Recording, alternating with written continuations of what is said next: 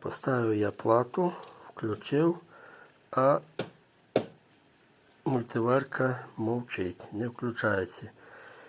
І от під роботи багато, все скоро і забулось головне провірити. От тут стоїть такий термозапобіжник.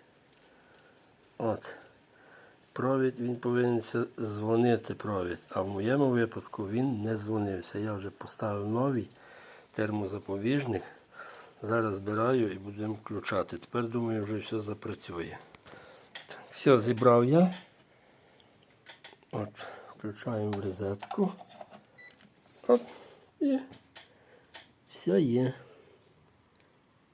Все запрацювало. Все, так, де-то що-то вибирається щось.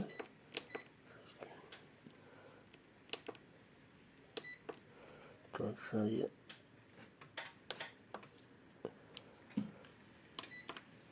О, старт. Все. Все працює. От такий був ремонт. Що через неуважність трошки ремонт затягнувся, але вийшло. Все, до нових зустрічей.